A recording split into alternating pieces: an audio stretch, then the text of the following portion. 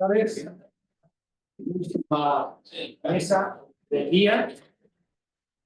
Me presento, soy Mario Alsina, ingeniero agrónomo de la provincia de Misiones. Trabajo en el Ministerio Público hace 30 años, en el Ministerio de Ecología y Recursos Naturales Renovables. También como asesor privado de la empresa tealera que está dedicada a la certificación social y ambiental. Presidente del Colegio de Ingenieros Agrónomos de Misiones, representante ante el CEPIA por dicho colegio. Me invitaron a ser moderador de este módulo, pequeño módulo, ¿no?, de ecosistemas vitales y biodiversidad en la producción. Temas importantes y globales hoy día, la producción y la biodiversidad. Me toca con, perdón por la autorreferencia, pero justamente vengo de una provincia donde la biodiversidad es muy importante. En el último congreso que se hizo justamente, más de 21.000 especies animales, vegetales, de hongos, de bacterias en el ámbito de nuestra provincia. Es una provincia con una temática ambiental muy estricta, entonces que mira a los profesionales se nos hace bastante ingenioso el tema de poder trabajar en nuestras unidades productivas. Son pequeñas, de 25 hectáreas, tenemos todo un desafío interesante. ¿Sí? Estamos acá en la sala Constantini 2, como habrán visto en la información que nos entregaron. Tenemos un QR para el final, hacemos las preguntas, escaneamos el QR, reciben las preguntas y luego me las pasan.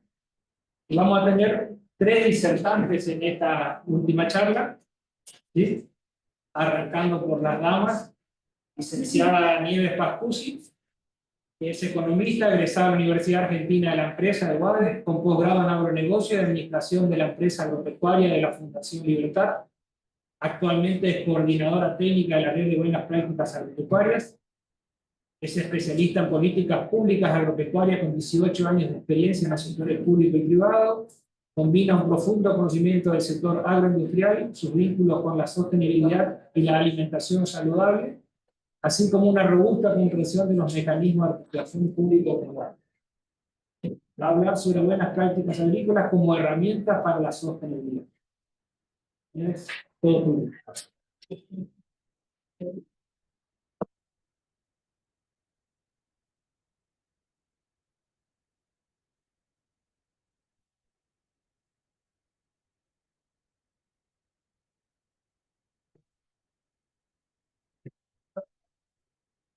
¿Lo escuchan todos? ¿Todos? Ah, ok. Para ser todos, primero al principio con la invitación a las redes de buenas prácticas agrícolas a participar de este congreso y de este panel. Un poco la idea es mostrar cómo nosotros vemos de las redes de buenas prácticas, las buenas prácticas, herramientas de sostenibilidad.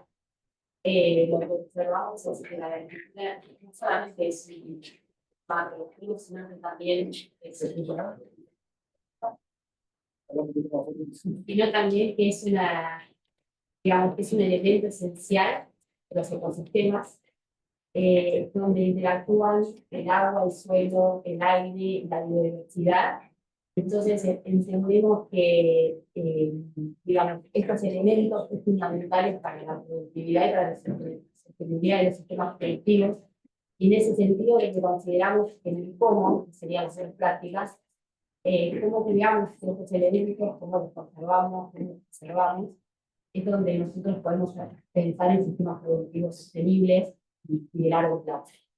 Y en ese sentido, también creemos que no solamente la sostenibilidad la podemos ver desde el punto de vista ambiental, sino también podemos ver desde el punto de vista productivo y social, y que podemos buscar ese equilibrio donde combinemos estos factores, pero a su vez consideremos todas estas variables de la actividad y también de la cuestión económica. Acá nuevamente estas son imágenes un poco del, creo que a lo largo de estos años hemos venido produciendo, hemos aumentado el área sembrada, la producción, pero también hemos aprendido que debemos ir cambiando las formas en las cuales producimos. Y por eso esta imagen es por ahí un sistema que muestra un poco la erosión hacia un sistema de mayor conservación y mayor preservación tanto del suelo como en el uso de los recursos. En ese sentido, acá un poco lo que quisimos graficar desde la red, algunas herramientas de buenas prácticas, porque entendemos que las buenas prácticas son herramientas claves para proteger los ecosistemas, y en ese sentido, protegerlos desde la planificación de la producción hasta la cosecha. Entonces, en todas estas etapas del sistema productivo y del proceso productivo, tenemos que considerar estos aspectos. Acá un poco algunas imágenes de herramientas o de buenas prácticas que tienen que ver con, digamos, los dispositivos de cobertura, la rotación de residuos, la agenda directa, el uso eficiente de lo que es servicios sanitarios y la maquinaria. Es un poco para proteger los ecosistemas. Y cuando hablamos de biodiversidad, hablamos de lo que tiene que ver con la conservación de los humedales y cómo usar herramientas que parecen biológicas, herramientas que eviten que cualquier tipo de residuo pueda ir a las aguas.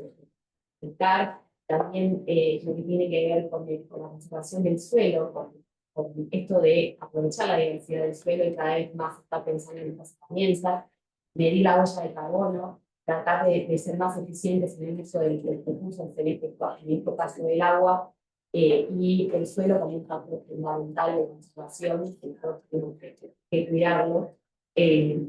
También todo esto hace a lo que nosotros pensamos desde la red como estas herramientas claves del proceso que pensamos en sistemas productivos.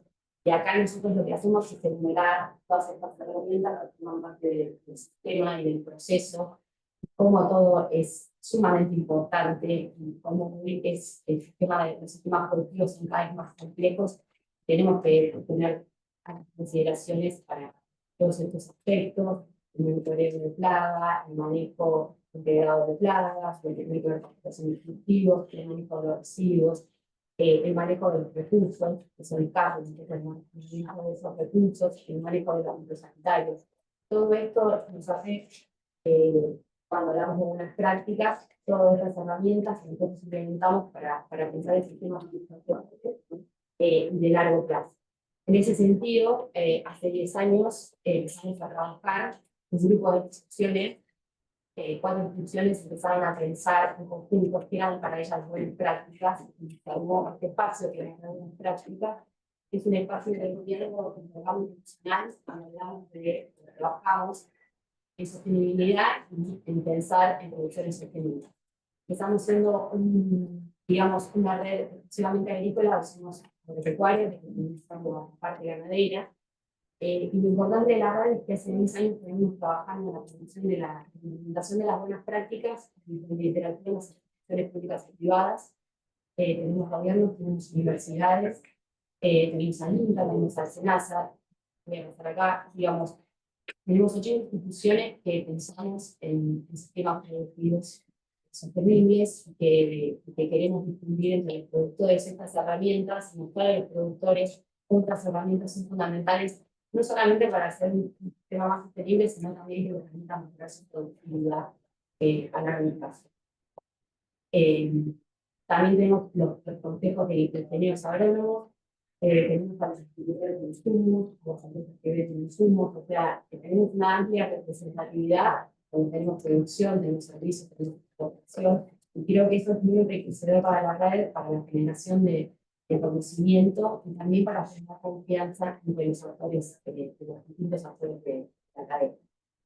En ese sentido, un poco rápidamente, nosotros como red de inicio de trabajo que hacemos, buscamos, bueno, potenciar este trabajo en red, generar información y conocimiento para los productores.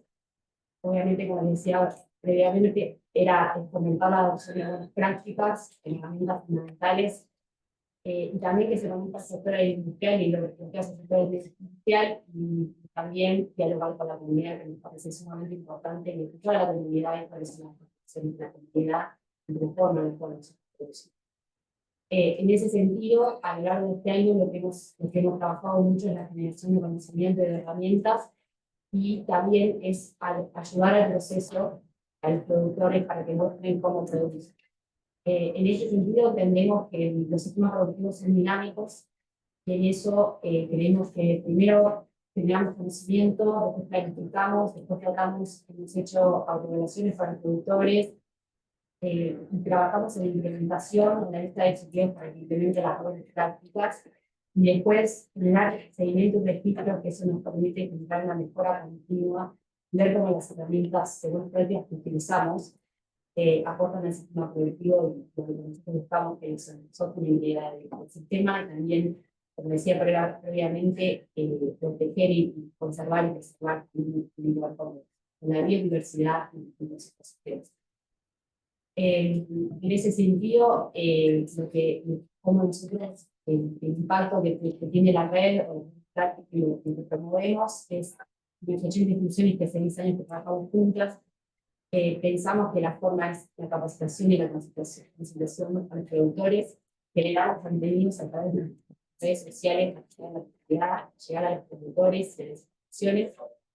Y tenemos un trabajo en 13 comisiones temáticas que abarcan distintas temáticas, ya sea de manera productiva o de actividades vinculadas, por ejemplo, tenemos una mesa de producciones sostenibles, nos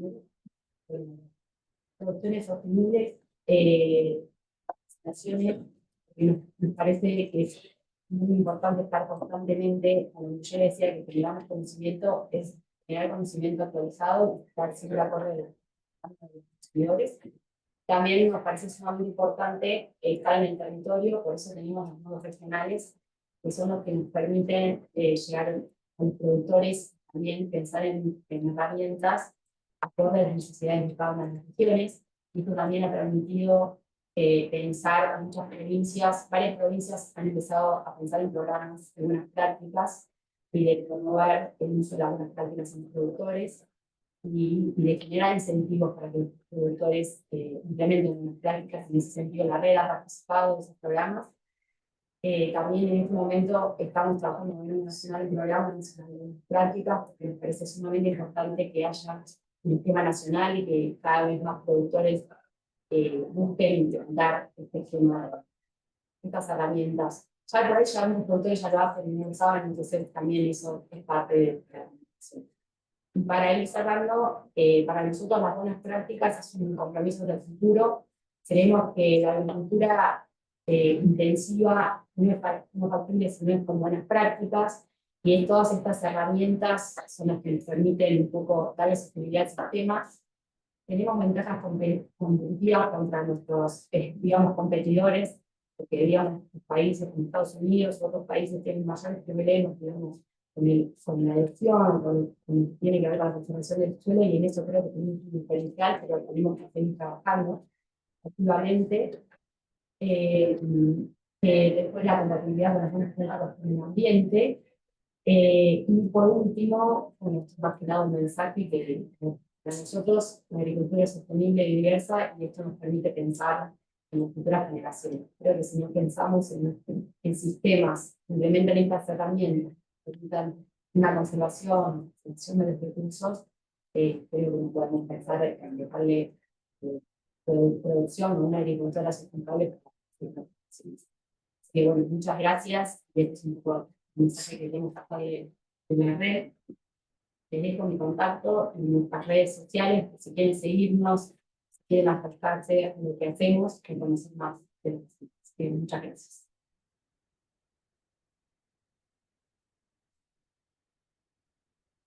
Las Nieves.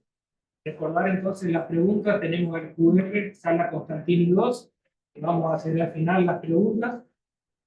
Siguiendo después de este interesantísimo tema, como son las buenas prácticas, también ahora vamos a hablar con el licenciado Gonzalo Rodríguez, que es licenciado en Ciencias Ambientales y estudiante de la carrera de doctorado de la Universidad de Buenos Aires. El tema de investigación se centra en la dinámica de nutrientes en sistemas biológicos naturales y construidos. Es docente de química aplicada en cátedra de química inorgánica y analítica de la Facultad de Agronomía de la Universidad de Buenos Aires y de problemática ambiental agropecuaria de la Universidad Argentina de la República. Diplomado en conflictos ambientales y planificación participativa en la Facultad Latinoamericana de Ciencias Sociales. Diplomado en temática aplicada al ambiente en el Instituto Bullrich, perteneciente a la Comisión Nacional de Actividades Espaciales. Hablar sobre el impacto en humedales del Paraná inferior, desafíos y oportunidades. Salud, buenas tardes. Gracias por venir. Buenas tardes, muchas gracias. Gracias a Sepia por la invitación. Me voy a tocar ahora ya para utilizar el mapa.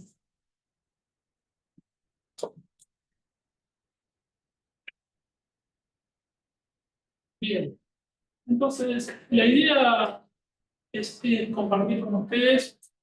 Yo voy a hablar sobre los humedales, el impacto que se está generando sobre un sector en concreto y compararlo con otro sector. Y va a ver por qué esa comparación, es un ambiente totalmente distinto. Y a raíz de ahí vamos a voy a tratar de sacar unas conclusiones que puedan resultar interesantes, pero rápidamente voy a hacer una rápida descripción de los humedales.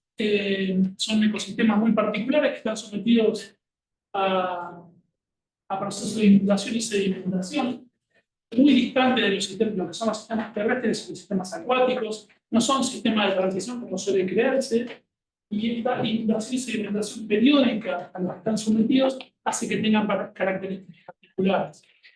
Si nosotros tomamos en cuenta, por ejemplo, lo que es la Convención relativa a los humedales de importancia internacional, la que comúnmente se conoce como Convención Ramsar, del año 1971, de la que Argentina forma parte. La definición que establece es muy amplia: marismas, pantanos, turberas, superficies cubiertas de agua de forma permanente, temporaria, estancadas, corrientes. Hay una definición muy amplia que uno podría tomar como para decir que es un humedal, ¿no? Bueno, básicamente lo que podemos traer de ahí es que son sistemas que están con una elevada dinámica de agua, ¿sí? Y eso es lo que le da estructura, digamos. Y con estructura podemos establecer, o podemos decir, lo que son las relaciones que se establecen de todo el bioma, todos los organismos que están formando forman parte de ese ecosistema, y también los componentes abióticos, toda la estructura físico-química que formamos, ¿no? Entonces, decimos permanencia y variación en los niveles de agua, sustratos que son diferentes a los de las tierras altas adyacentes, como es el suelo. Porque se producen procesos de acumulación de sedimento, no estamos hablando de procesos de la fijación propiamente dicho, es decir, no vamos a ver horizontes elásticos en los suelos, y con vegetación adaptada, lo que llamamos hilófitas, macrófitas, que son los principales productores primarios. Por ejemplo, acá yo les puse una imagen de lo que es querocleptocalifórnicos, o lo que comúnmente conocemos como juncos, que tienen una distribución muy amplia desde el sur de lo que es América del Norte hasta latitudes medias de lo que es Argentina. Y son los principales productores primarios de estos sistemas, una amplia distribución de riberas, no solo en el Paraná, sino también en los cursos de aguas inferiores, que son afluentes, por ejemplo, de sistemas como el Paraná, y que forman densos estamos específicos como los que se observan en la imagen.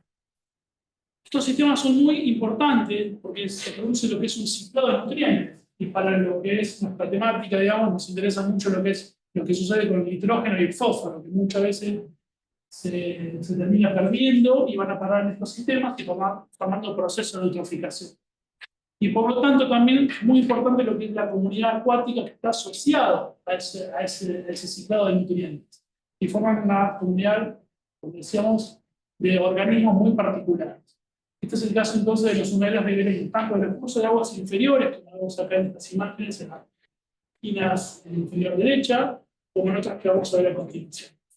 Entonces, estos sistemas, arriba les muestro una imagen de lo que es el delta a la altura de San Nicolás de los Arroyos, bien norte de la provincia de Buenos Aires, sur de Santa Fe. Son reservorios vitales de biodiversidad, la biodiversidad está muy presente, una gran riqueza, incluso también podemos hablar de endemismos, de especies que no están en otros lados y que están ahí, y que se han identificado oportunamente hace unos años atrás. Resulta de vital importancia, no son especies que no están en otros lados, especies de plantas, por ejemplo. Habitan en numerosas especies de fauna, flora, microorganismos, macroinvertebrados, insectos, hongos, ¿no? Ecosistemas, como decíamos, altamente productivos, y acá lo más importante, ofrecen beneficios económicos y sociales y lo que llamamos bienes y servicios ecosistémicos. Captura de carbono, turismo, la atenuación de las inundaciones, y todo eso y muchos otros más lo vamos a encontrar en estos sistemas. Por otro lado, cuando hablamos de composición química del agua, tenemos una variedad de de factores que afectan lo que es justamente la calidad del agua. Cómo se usa la tierra en alrededor del curso de agua, tipo de suelo, cobertura, geomorfología, los procesos de escorrentía, procesos de deposición atmosférica. ¿Qué pasa con las aguas subterráneas? La calidad de las aguas subterráneas termina repercutiendo en los cauces de agua, ya sean de grandes caudales o de pequeños caudales. La descarga de efluentes de procesos agroindustriales, ¿sí? Agroindustrias, ya sea de forma puntuales o difusas. Los procesos biológicos, todo eso va a determinar la composición química del agua, pero también la calidad del agua. Y a partir de ahí, lo que es la biota, cómo va a responder ese sistema ante los disturbios, las descargas puntuales, procesos antropogénicos que pueden estar produciéndose, y la habilidad de recuperación que puede tener el sistema. Y lo más importante, si se tiene en cuenta realmente para la gestión la información que de eso se puede obtener, justamente para tornar eficientes las futuras estrategias de remediación de la recuperación. Entonces, ¿por qué es importante los que nos dedicamos a esto conocer, o sea, abundar en el conocimiento de estos sistemas? Porque cumplen un rol importante en la remoción de nutrientes en humedales naturales. Y se pueden copiar estos humedales naturales para promover sistemas de humedales construidos a los procesos agroindustriales. Y además por la conectividad que importan al paisaje. Ahora vamos a ver con un ejemplo por qué es importante la conectividad del paisaje.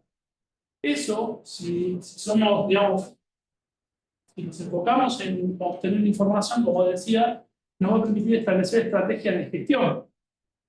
Y está muy vinculado con el panel anterior, la mesa redonda anterior, digamos. Se produce la información, se comunica. ¿Qué hacen? Primero si se produce, ¿no? Esa información, si está disponible para la ciudadanía, para los tomadores de decisiones, o realmente vamos y nos metemos en una zona, modificamos, hacemos las obras de infraestructura o lo que sea, en el aire, digamos, sin información previa. Acá les pongo dos ejemplos, ¿no? Las imágenes de arriba son de la CELA, de la provincia de Buenos Aires, y la de abajo la de Ramallo, también provincia de Buenos Aires. Fíjense la cantidad de crecimiento de estas plantas, siempre con juncos, porque son muy abundantes, están en todos estos paisajes y cumpliendo funciones diferentes. En parte de mis estudios de doctorado yo me estoy enfocando en, bueno, a ver qué pasa con estos sistemas cuando reciben efluentes agroindustriales, qué pasa con la calidad del agua cuando reciben estos efluentes, ¿no? Entonces yo me centro en un lugarcito muy pequeñito de la cuenca Matanza-Riachuelo, que es la cuenca alta, que es un sitio de referencia, y establecemos que la hipótesis es que no están de estos juncos contribuye con la remediación natural, forma natural, por su sola presencia en estos vertidos que proceden de una agroindustria. Y evaluamos qué pasa en verano, qué pasa en invierno, qué pasa ahora en época de niña, donde no hay tantas precipitaciones y los caudales de estos cuerpos de agua disminuyen. Entonces, en esta imagen que yo les muestro, tengo un curso de agua que es el arroyo Morales, con distintas imágenes en distintos sectores, un canal de descarga, que es el que transporta las efluentes agroindustriales, es de una agroindustria, que se vuelcan al arroyo sin un tratamiento previo y pasan por un humedal, que es el que estaría representado acá, y yo evalúo qué pasa después del humedal, aguas abajo de ese humedal. Es decir, evalúo un antes y un después. Y veo cómo se está comportando el humedal cuando recibe estos efluentes. Bueno, una forma de evaluarlo es a través de lo que es el nitrógeno inorgánico disuelto. ¿Sí? Acá les presento un gráfico con los distintos sitios y básicamente a mí me importa qué es lo que pasa acá, antes del juncal y después del juncal. ¿Qué pasa con el nitrógeno? Bueno, hay una disminución del 87% inicial que tenemos del nitrógeno inorgánico disuelto. Es decir, hay una baja importante, una atenuación importante de ese nitrógeno, que por alguna razón, en este caso estamos hablando de una contaminación puntual, pero podríamos hablar también del nitrógeno que se puede desperdiciar si no se fertiliza eficientemente un campo, por ejemplo. Termina yendo al curso de agua. Si hacemos un desglose de las especies de nitrógeno, que tener especies de nitrógeno como amonio, como nitrito y como nitrato. Principalmente la baja se produce porque antes del juncal tenía un montón de nitrato y después tiene muy poco. Hay diferencias que son significativas. Y acá pareciera ser que las macrófitas, es decir, este junco que está ahí poblando este humedal, está captando en forma de nitrato ese nitrógeno. Sí, lo está captando. Y una parte podría irse también como de nitrificación, es decir, como nitrógeno atmosférico, se está yendo la atmósfera. Y también me interesa ver qué pasa con el fósforo. Y bueno, con el fósforo yo tenía una elevada cantidad que sobrepasa los límites, ¿sí? Los límites de la legislación de la Autoridad del Agua de la provincia de Buenos Aires, la descarga hasta captar un montón, pero después de juntar termina habiendo una cantidad que está dentro de los límites admisibles, también por parte de este humedal.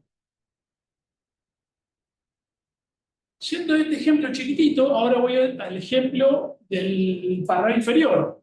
Acá les muestro, como para contextualizar un poco, la cuenca del Plata, ¿no? Donde tenemos un montón de subcuencas, tenemos elevadísimos caudales de agua, ¿sí? Procedentes de los distintos afluentes del río Paraná. La elevadísima también cantidad de humedales que tenemos registrada en estos sectores. A mí me interesa ver lo que pasa ahí en la zona del norte de la provincia de Buenos Aires. Y para eso me enfoqué, yo soy de la ciudad de San Nicolás, y me enfoqué en un parque, en una reserva que se creó en el año 1959, que es el Parque Rafael de Aguiar. ¿Sí? Acá les pongo una imagen satelital, donde vemos que esta reserva forma parte de lo que es el río Paraná. Tenemos 1.450 hectáreas de la zona de la ecorregión de Delta y 50 hectáreas, que sería esta chiquitita que están acá, que son de la zona de Pampa. Y toda la ciudad de acá.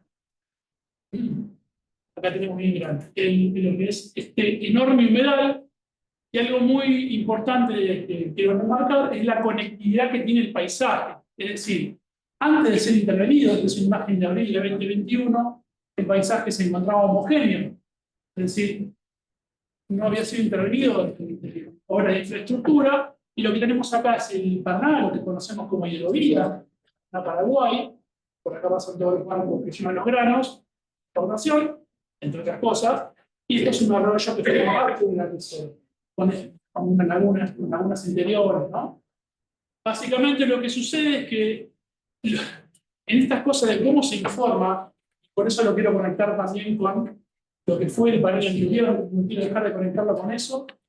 Tenemos una ordenanza que era la 8.235, no importa el número, pero que le daba estatus de reserva. Es decir, si yo ingresaba al Sistema Federal de Áreas Protegidas, lo iba a encontrar como reserva. Y ahora tenemos un ecoparque, que ahora está como una especie de moda, tenemos un ecoparque, que no está dentro del estatus de reserva, es un invento. Ecoparque como tal se creó en la ciudad de Buenos Aires porque había que hacerlo con esos animales que estaban en el medio de Palermo y había que tratar los santuarios y había que ayornarnos, digamos. De ahí viene lo que es el ecoparque, ¿no? Han tomado esto, es una crítica bastante importante esto, crear un ecoparque. Y esto no fue menor. Creamos un ecoparque, intervenimos. Como decía, la categoría de ecoparque no existe en la legislación argentina. Y lo que tenemos ahora nos encontramos con un paisaje, esta es una imagen a modo de ejemplo de lo que es la zona del Parque Aguiar, que era el Parque Aguiar, y esto es en diciembre del 2021. Y luego de lo que es la instalación de la infraestructura balnearia.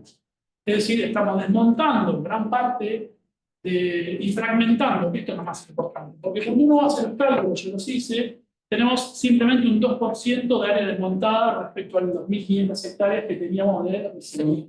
No es mucho. El tema es la fragmentación. Es decir, ya no tenemos la conectividad del paisaje. Ese corredor que tenían las especies para transitar, reproducirse, anidar, etc., ya no lo tienen. Esta es una imagen de agosto del 21, antes de la intervención, agosto del 2022.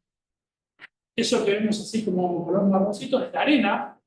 Pero además, no solo intervenimos y fragmentamos el paisaje, sino que además le agregamos grava. O sea, que estamos afectando la infiltración. Y además le agregamos 2.000 autos por día. O sea, de circulación. Todo eso, bueno, uno puede decir, bueno, pero estás en contra del turismo. No estamos en contra del turismo. Estamos de las cosas bien hechas, como se remarcaba, hay regulación, hay legislación. Argentina es muy abundante en lo que es legislación ambiental, es pionera. Los artículos que se incorporaron en la reforma de la Constitución del 94. Entonces lo que nos encontramos ahora es todo un territorio fragmentado con la posibilidad de pérdida de conectividad, bueno, posibilidad no, ya evidentemente, pérdida de conectividad del paisaje, exposición a especies exóticas, porque estamos dando vía ahora a que intervengan, a que el ser humano traslade con los autos, con la movilidad, etcétera, de forma no ordenada a esos lugares especies exóticas, estamos poniendo en peligro las especies endémicas, porque habíamos dicho que había habido relevamientos donde se habían detectado especies endémicas que no están en otros lugares y no sabemos cuál es el rol ecológico que están cumpliendo. Entonces, y lo remarqué en grande, la ausencia de información. Cuando uno pregunta a las autoridades, esto no es un paro, no es un pero estamos tratando de hacer ciencia y estos congresos son justamente para comunicar estas cosas, no hay evaluación de impacto ambiental, no hay líneas de base. Justamente lo que sucedió ahora, bueno, con todas estas intervenciones, y además fuera de toda lógica, porque desmontamos para poner sombrillas. Es decir, en vez de aprovechar el árbol nativo que estaba ahí, desmontamos para poner sombrillas. Es una irracionalidad desde cualquier punto de vista. Y no solo eso, que aprovechamos que el caudal del río Paraná ahora está bajo para adentrarnos hacia adentro del cauce, digamos, cuando sabemos que el río Paraná tiene estacionalidad en función del niño, si hay pocas niños, niñas. Es decir, no solo no hacemos uso de la información, sino que además perdemos dinero del contribuyente haciendo estas cosas cuando sabemos que cuando hubo una crecida del río Paraná hace poco se llevó toda esa infraestructura, perdemos dinero. Modificamos los márgenes de los ríos, porque ahora están modificando márgenes de río. Entonces lo que sucedió fue que la Corte Suprema de la provincia de Buenos Aires clausuró eso.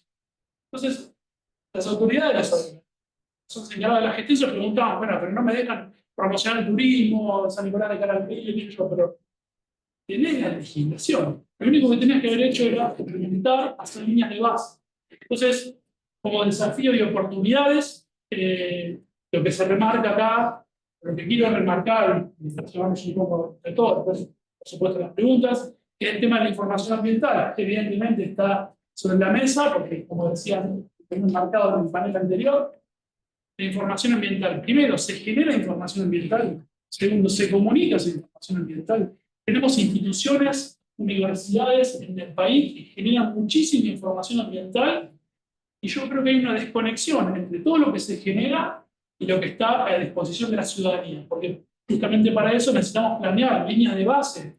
Si lo que hice está bien o está mal. ¿Puedo generar acciones correctivas? Y si tengo que generar acciones correctivas porque te lo dispuso la Corte Suprema o alguna autoridad o algún otro poder, ¿a dónde tengo que ir previamente? Porque no tengo información previa. Yo estoy quizás en este ambiente que lo comparaba con ese chiquitito de mi estudio de doctorado en la cuenca Matanza-Riachuelo, llevándolo a otra escala. Bueno, en la cuenca Matanza-Riachuelo estamos generando información. La ACUMAR, de hecho, genera información hace muchos años y seguimos viendo qué pasa. ¿Qué pasa con esa información con estos sistemas que son más grandes, ¿no? Evaluaciones de impacto ambiental, por supuesto, y eso lleva a el apartado que habla de evaluación de impacto ambiental, bien, sobre lo que es la participación ciudadana. ¿Hacemos partícipe de la ciudadanía o la mal informamos que existe ese verbo, digamos, o no le informamos? Porque justamente, o a los investigadores, hacemos apertura de los proyectos de infraestructura. Yo puse este ejemplo de esta ciudad, pero si nos enfocamos en todo lo que es el sur de la cuenca del Paraná, tenemos muchísimos ejemplos en todas estas islas que conforman un gran corredor biológico. Justamente ahora vaya la redundancia, va a salir la licitación a fin de año para ver qué pasa con la hidrovía. Bueno, quizás sea una buena oportunidad, no sé de dónde, pero planteada, porque los barcos pasan continuamente y tenemos lo que es un corredor biológico per se. De hecho, el tema es que si seguimos fragmentando, si no generamos la información necesaria para, no digo para no usarlo, porque eso sería una... Pero no existe, tenemos que usar el territorio de forma eficiente.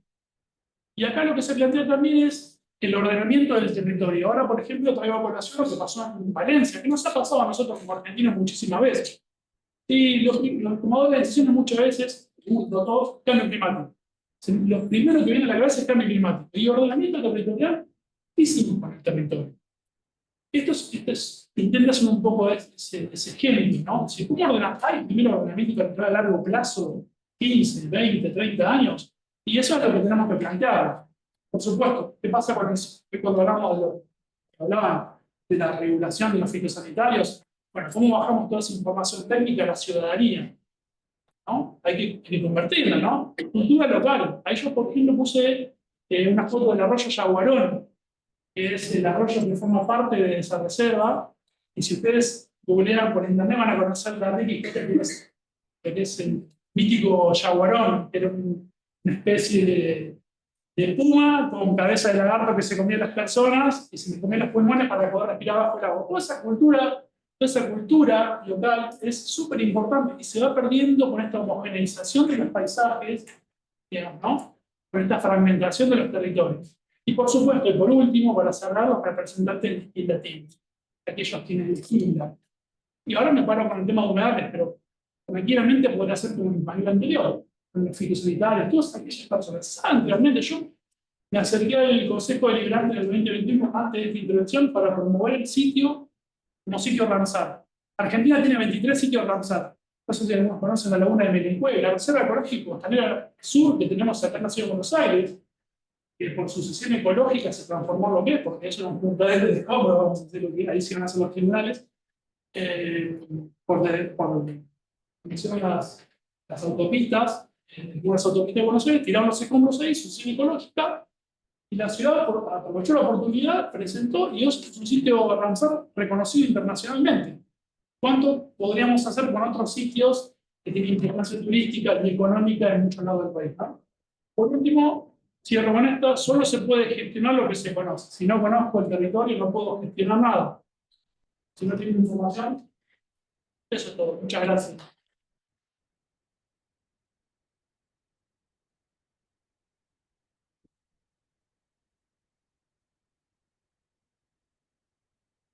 Para usar, realmente interesante el trabajo. Muy bueno. Y ahora, como último tema, tenemos al ingeniero agrónomo Javier de Gracia, que es ingeniero agrónomo y profesor del área del suelo de la Facultad de Ciencias del Aire de la Universidad de Loma. Tiene una maestría en Ciencias Agropecuarias con mención en manejo de tierras y está finalizando un doctorado en Ciencias Agrarias con orientación en conservación de recursos. Sus áreas de incumbencia incluyen la sustentabilidad de los sistemas agropecuarios y las propiedades físicas, químicas y biológicas del suelo. Desde 2023 es director de carrera de agronomía, la Facultad de Agronomía y Veterinaria de la UCES.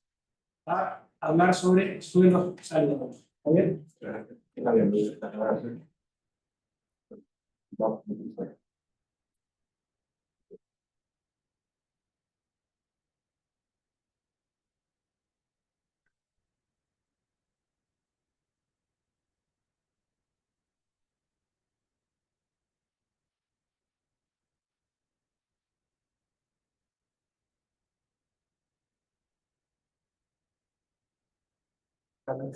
Entonces, nada, quiero agradecer al CEPI la invitación y la oportunidad de estar acá y felicitarlo por la organización de un evento normal, que sé que no es nada sencillo organizar un evento como este.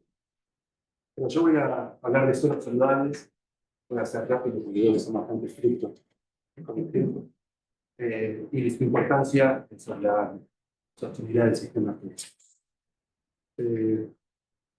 Empezar, tenemos que describir o definir qué estamos hablando cuando hablamos de un suelo saludable. Y para eso puse una imagen clásica de la FAO, donde se describen diferentes funciones que producen el suelo. Para mencionar algunas que pudieron mencionarlo, intervienen en el ciclo de carbono, intervienen en la captura de carbono atmosférico en relación con el cambio climático, interviene en el ciclo de los nutrientes, interviene en la reducción de Fukushima, la regulación de inhibición, y bueno, hábitat, infinidad de microorganismos del suelo. Bueno, como definición de un suelo saludable, podríamos decir que un suelo saludable es aquel que tiene la capacidad de brindar estos servicios de ecosistema. ¿Y qué características debería brindar por el suelo para ser considerado un suelo saludable? En realidad el suelo es un sistema muy complejo, con infinidad de relaciones entre los componentes, como todo sistema, y el funcionamiento y el equilibrio de ese sistema depende de esas relaciones entre los componentes. Es como si fuera graficando de una manera clara, es como un castillo de naipes, que si yo creo un estudio de una gallata, corro el riesgo de que se desmorone el sistema. Todos sus componentes están muy relacionados, pero sin lugar a dudas, la materia orgánica es el indicador clave de la salud del suelo y además, podríamos decir, de la salud del sistema. La materia orgánica ejerce una acción sobre la propiedad física del suelo, que ayuda a la formación de estructura del agregado y a darle estabilidad a esa estructura. También ejerce una acción sobre la propiedad química del suelo, para que es reservorio de nutrientes. Ejerce una acción sobre la propiedad biológica del suelo, que viene del ciclo de los microorganismos. Los microorganismos del suelo utilizan la materia orgánica como fuente de energía, lo que más producen nucleares. Todas estas características que estamos mencionando en realidad están muy relacionadas. La estructura del suelo es fundamental para generar el sistema poroso. Todo el sistema poroso tiene referencia a volumen total de poros, distribución del tamaño de poros. Cada poro va a tener una función en el suelo, los poros que me van a permitir almacenar agua para las plantas, poros que van a permitir un adecuado ingreso de agua, un movimiento de agua dentro del perfil, y poros que me van a proveer de oxígeno del aire para los microorganismos en el raíz. Tengo que tener adecuada proporción de cada uno de esos tamaños y sobre todo buena conexión entre los poros. Les decía hoy, la materia orgánica favorece la formación de estructura y la estabilidad de esa estructura. Esa estructura es fundamental para que no se produzcan este tipo de cosas. Estructuras débiles, aunque el estudio del impacto de la lluvia, echados, comportamientos, este tipo de estructuras dificulta el intercambio gaseoso, dificulta la filtración de agua, lo que una lluvia intensa se inunde, se quede una corriente y luego escurra, generando erosión hídrica, dificulta la emergencia de las plantas, se generan compactaciones y densificaciones que dificultan el crecimiento radicular. En definitiva, esta estructura que determina todas las características del sistema poroso, lo que termina generando es las condiciones para que se desarrolle y funcione de manera adecuada el microorganismo. En el suelo hay una enorme diversidad de microorganismos, no solo microorganismos, eso estamos también. Cada grupo de organismos tiene sus funciones. Hay algunos grupos que favorecen la formación de poros, otros grupos que intervienen en la descomposición de restos orgánicos y formación de materia orgánica, o en la descomposición de materia orgánica en el ambiente. Otros organismos que actúan regulando las poblaciones y otros microorganismos. En realidad hay una compleja trama entre ellos donde se autorregulan. Pensemos que estos organismos evolucionaron de manera conjunta entre sí con plantas. Y hay infinidad de interacciones de ellos. La mayoría de esas ni siquiera las conocemos. En los últimos años, la biología del suelo tuvo un gran desarrollo. Son muchísimos en este área. Y recién estamos empezando a conocer algunas de ellas. ¿Qué beneficios trae mantener y conservar la salud de nuestro suelo? Si el suelo está funcionando de manera adecuada, en sus ecosistemas, en los servicios ecosistémicos, nosotros vamos a poder hacer un mejor uso, un uso más eficiente de los nutrientes, del agua. Va a haber, gracias a eso, poder tener un buen sistema poroso que me permite almacenar agua o que me permite infiltrar aguas de lluvias intensas, puede tener una mejor resistencia a eventos climáticos extremos. Si la biología del suelo está funcionando adecuadamente y se autorregula, eso me permite disminuir la incidencia de ciertas plagas o enfermedades, y por ende voy a necesitar menos utilización de agroquímicos fertilizantes, y eso me va a llevar a que tenga ambientes menos contaminados y producción menos contaminada. En definitiva, Esto me va a mejorar los rendimientos, voy a disminuir los costos, porque necesito menos insumos y voy a tener producción de muchos productos. Terminando como resultante del sistema un aumento en la rentabilidad y la mayor sustentabilidad. ¿Qué desafíos enfrentan los suelos saludables? Para mencionar algunas de las cosas que pueden afectar, bueno, el cambio climático puede tener algún efecto sobre la salud del suelo, sobre todo pensando en el aumento, la mayor frecuencia de eventos extremos, tanto sea precipitaciones intensas que pueden llevar a negamientos, inundaciones o a erosión hídrica, pérdida de suelo, o sequías extremas que hacen que los microorganismos tensionen los ritmos o que se produzca menor biomasa vegetal, por ende, eso se traduce en menor formación de materia orgánica. El cambio climático puede afectar de manera negativa a la salud. El monocultivo ya se sabe ya me agota la función del ministerio. Los monocultivos de acá están muy de la mano con la tenencia en la tierra. En la Argentina la tenencia en la tierra es un problema bastante. Gran parte de la producción extensiva se hace sobre campos alquilados. Cuando uno alquila un campo, no puede planificar a largo plazo. La planificación es en los términos de la duración del contrato y uno tiene la exigencia de obtener rentabilidad para poder pagar el alquiler. Entonces, muchas veces se cae en cultivos que quizás no sean los mejores para la sostenibilidad del sistema o no termina reponiendo los nutrientes extraídos. Y eso lleva a una degradación del sistema, con pérdida de nutrientes, pérdida de materia orgánica y todo lo que dijimos de la materia orgánica. Pierde la salida de estructura, se compacta el suelo, cambia las características del sistema poroso, cambian las condiciones para que se desarrollen los microorganismos y eso nos hace entrar en un círculo vicioso.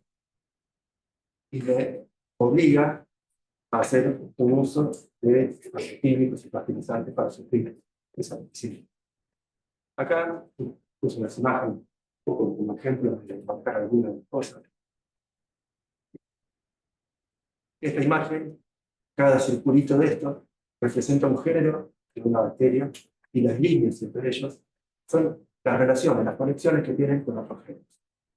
Esta de acá arriba corresponde a un bosque nativo, esta de acá abajo es un pastizal nativo. De este lado tenemos un bosque implantado. Ya veremos la marcada disminución de la biodiversidad.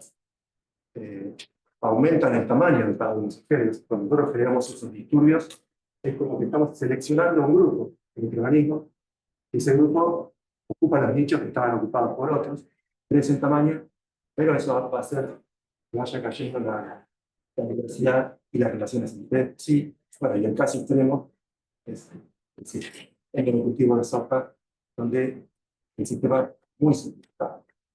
Sistemas como estos, tan simplificados, son muy susceptibles a los disturbios.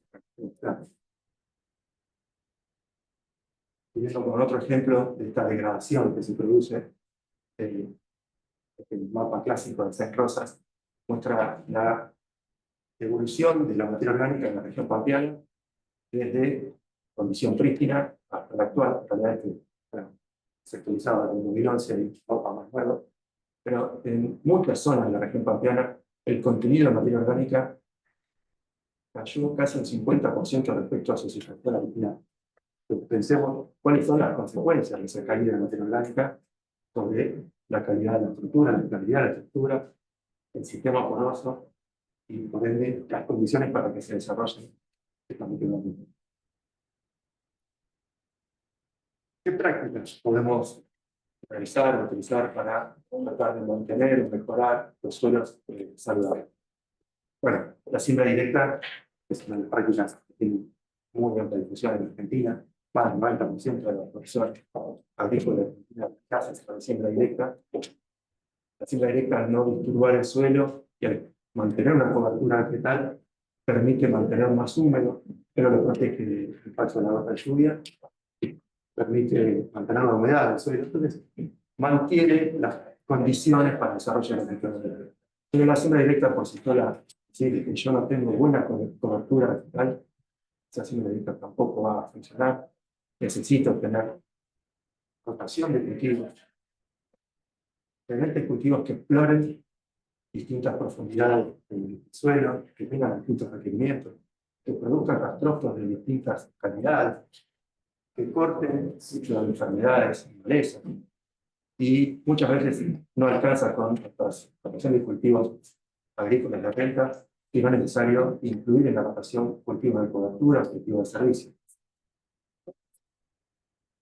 Esos cultivos de servicio, incluidos en la rotación, en los periodos de barbecho, me permite aprovechar, hacer un mejor uso de los recursos naturales, y me permite mantener al suelo en actividad, en el microorganismo del suelo, en actividad todo el año. En vez de tener un periodo del año, el suelo queda, el microorganismo queda prácticamente inactivo, todo el año estoy alimentando a esos microorganismos para que produzcan. Y dependiendo de las condiciones de mi sistema, yo puedo incluir como cultivo de cobertura una gramínea, puedo mejorar el balance de carbono, o puedo incluir una leguminosa, si necesito mejorar el balance de nitrógeno, o cultivos asociados para mejorarlo. Otro tipo de prácticas, mencionaba la importancia y el desarrollo que está teniendo la biología del suelo. Hoy en día, numerosas empresas están lanzando al mercado un montón de productos basados en la biología del suelo, productos que actúan como estimulantes del crecimiento de la vegetación, actúan solubilizando ciertos nutrientes, favoreciendo la absorción de nutrientes, o hasta disminuyendo o haciendo más lenta la solubilización de otros nutrientes para evitar que se pierda por oxidación o volatilización. Es increíble el desarrollo que está teniendo esto hoy en día. Creo que es una práctica muy popular. Nosotros en el grupo de suelos de la universidad estamos investigando, estamos probando, poniendo a probar productos precomerciales de algunas empresas. Otras prácticas que quizás a nivel extensivo no es muy común, pero sí en producciones intensivas, la producción orgánica, la producción hortícola o florícola, es la aplicación de abonos orgánicos o mínimos. En la producción hortícola es difícil hacer la adopción directa, se produce un laboreo muy intenso que genera una pérdida de materia orgánica, pérdida de estructura. Entonces es bastante frecuente la práctica de incorporar cama de pollo o algún tipo de viviendas para aportar nutrientes, aportar materia orgánica y mejorar la estructura del suelo. Después más adelante voy a retomar esto para comentarles una experiencia que tenemos en la universidad con este tipo de prácticas. Acá hay un listado de prácticas de enfoque que tienen sistemas de producción, cada una de ellas con sus características particulares, con su enfoque, en la agroecología, intentando recuperar saberes ancestrales, la intensificación ecológica, intentando hacer un poco más eficiente los recursos naturales, hasta la agricultura de precisión, dando más eficiente la utilización de insumos con nuevas tecnologías. La agricultura circular, en el marco de la economía circular, dejando de disminuir la necesidad de insumos externos, tratando de que todo se recircule dentro del sistema, la buena práctica tarifa, la agricultura regenerativa, intentando regenerar las propiedades del suelo, del sistema así, y lo más bueno hoy en día es las soluciones basadas en la naturaleza. En realidad, todos estos sistemas de enfoques toman alguna de estas prácticas, tienen muchos puntos en común, pequeños ejemplos, muchos puntos en común, pero el objetivo en definitiva es mejorar las propiedades y la función del suelo para lograr las fertilidades del suelo. Ninguna de estas prácticas funciona bien si no se utiliza una base científica, si no se analiza la situación particular, se evalúa las diferentes prácticas, cómo pueden funcionar. en cada ambiente se adaptan a ese ambiente, sino que corre el riesgo de caer en determinados problemas o llegar a que fracase el sistema. Problemas que nosotros en el grupo estamos viendo en el último tiempo. Nosotros en nuestro grupo trabajamos con productores CREA, sistemas de siembra directa continua por más de 20 años. Cada vez con más frecuencia estamos encontrando formación de estructura laminar. Esta estructura laminar dificulta el intercambio, dificulta el ingreso de agua, dificulta muchas veces el crecimiento de la emergencia del mercado. También encontramos, estos son gráficos de resistencia mecánica de penetración, con un penetrógrafo digital. Tenemos la variación de la resistencia en profundidad. Esto es para la zona de pergamino, suelo franco limoso, y esto es zona de dragado.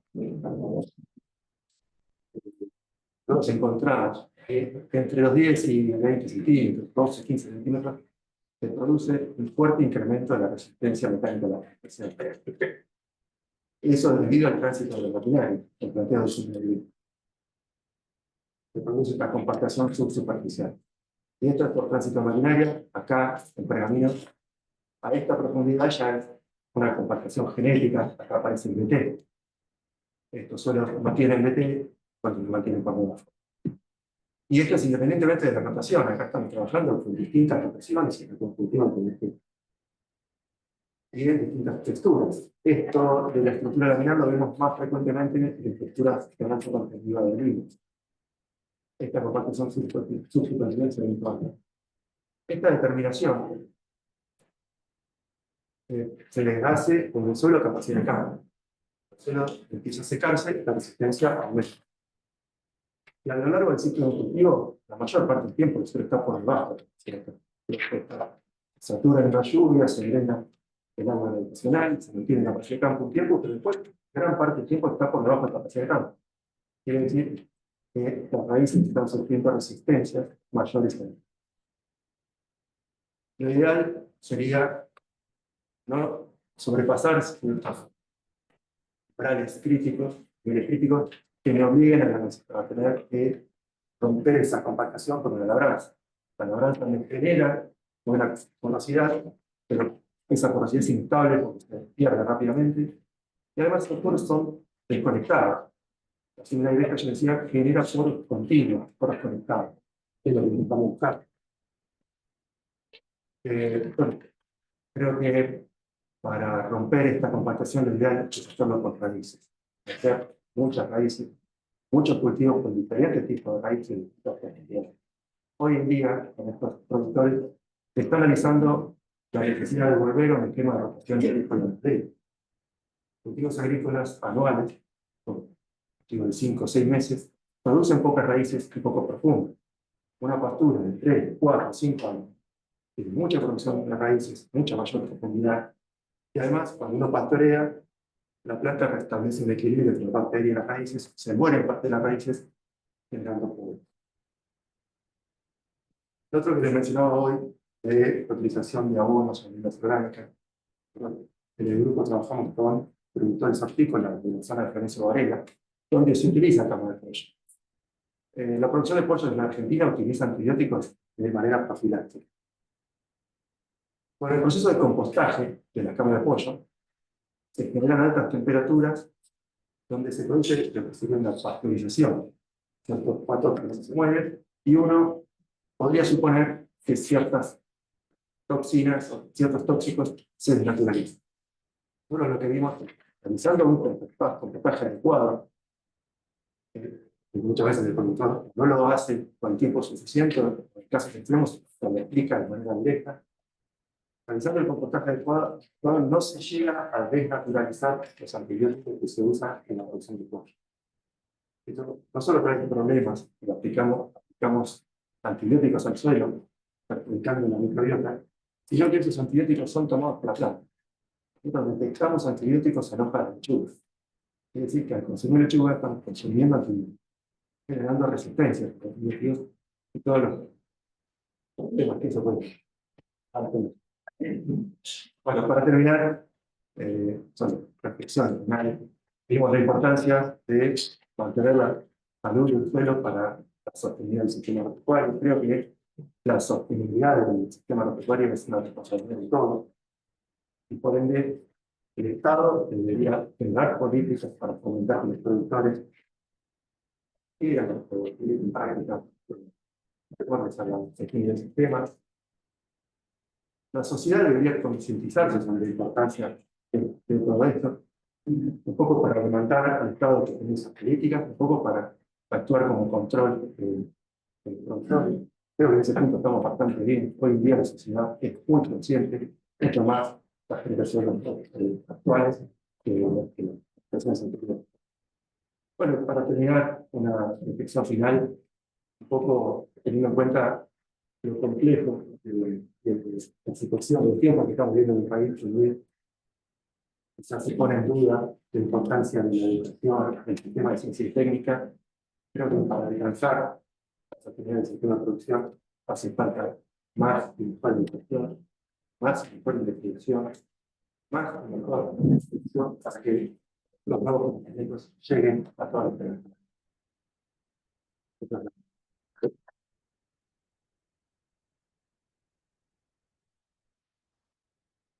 Realmente muy interesante las exposiciones, haciendo transversal el tema justamente de los sistemas vitales, las tres tocando el tema de aire, agua y suelo, ¿no es cierto? Y la importancia del cuidado de la biodiversidad y de la población. Ahora vamos a algunas preguntas que han surgido. Y preguntan si las buenas prácticas las podemos hacer en cualquier esquema de producción, sea grande, pequeño, mediano. Sí, la idea es implementar todas estas herramientas o lo que puede pasar mucho con los productores es primero que se autoevalúen para que vean cuáles son las herramientas o las técnicas que tienen que estar implementando y lo que hacen, pues la percepción de lo que deberían hacer y lo que hacen, y ver las brechas que existen entre bien hacer. Y después tratamos de, nosotros tenemos manuales o guías que son extensos. Entonces la idea que nosotros le decimos es que abordarlo por parte y ir avanzando en el proceso y ir cada vez implementando más o menos de buenas prácticas. Cualquier tamaño lo puede hacer. La idea es pensar en el sistema y pensar en esas herramientas que se hagan Haciendo mucho foco en algunas prácticas en el tema de la sustentabilidad, la sostenibilidad. La red prevé charlas en las escuelas agrarias, en EFA, IEAS, en la agrícola, para que los chicos puedan ir entendiendo el tema y cuando van a su casa se lo transmitan a su familia, la importancia de todo lo que están escuchando, que parece que van a ser los futuros. Eso es lo que hacemos con las instituciones que forman parte y a través de las prescripciones. Lo que empezamos a trabajar ahora es en pensar en esquemas de capacitaciones o digamos, tareas de campo necesarias capacitar relacionadas con el agrícola, con las escuelas técnicas y con la universidad. Necesita digamos, el sector, el tipo de formaciones del sector y también estimular. Gonzalo, ¿se está haciendo algo respecto a la legislación de evaluación de impacto ambiental? Que es tan histórica que ni siquiera contempla dice, la misma y el cambio climático. Bueno, respecto a la evaluación de impacto ambiental, hay provincias que tienen leyes de evaluación de impacto ambiental, pero ciudades que deberían hacer esta infraestructura que vimos que deberían acordar con respectivos organismos la provincia, tener en cuenta esos procesos, tener en cuenta el proceso de cambio climático, debería ser parte de la evaluación ambiental, teniendo en cuenta los futuros escenarios. Mencionaste que estaba haciendo un estudio en la cuenca alta, ¿no es cierto? Y con respecto a la agroindustria, que venimos sobre la agroindustria para que tengan una idea Es una industria de producción de alimento balanceado.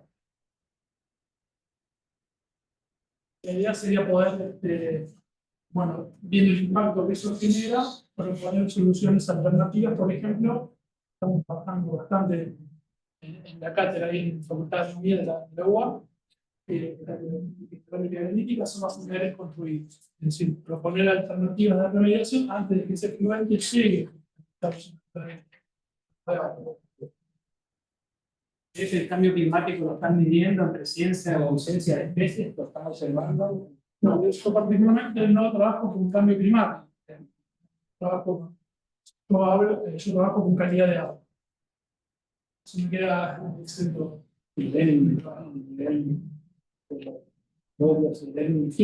Afectado. Bueno, ahora, digamos, lo que pasa es que hay que separar, ¿no?, los efectos que son propiamente cambio climático y efectos que son fisiológicos por procesos niño-niña. Ahora estamos siendo afectados por procesos niña, que resulta que yo particularmente me encontré que fui a acostado al agua hace un tiempo atrás y no había agua, el arroyo había desaparecido. Y estos humedales son tan resistentes a la sequía, había renovables, es decir, guardan humedad, digamos, el rizoma, la parte subterránea, son tan resistentes a la sequía que habíamos encontrado que pese a la sequía habían germinado igual. Lo que da cuenta de la importancia de conservar estos humedales. Javier, el tema porosidad está relacionado con el tipo de actividad agrícola que observan. Sí, totalmente. En realidad, distintos tamaños de poros tienen distintos orígenes. Poros más chicos que se origen de la textura del suelo, pero el tamaño de poros más grandes provienen del agregado y del otro. Con distinta actividad modifica la textura, la capacidad segura. Creo que trabajamos todas las dudas que tenían, las preguntas. Simplemente, como cierre, dos cosas. Agradecer a Nieves, a Gonzalo, a Javier por la presencia, agradecer a Sepia por invitar a participar como coordinador de esta mesa, que realmente creo que es un tema apasionante para todos los que hablamos, creo que es algo muy lindo. Y un aviso parroquial que me llega, que me pide que por favor cuando termine nos quedemos para escuchar una palabra de cierre por parte de las autoridades. Así que nuevamente gracias, un aplauso para ustedes.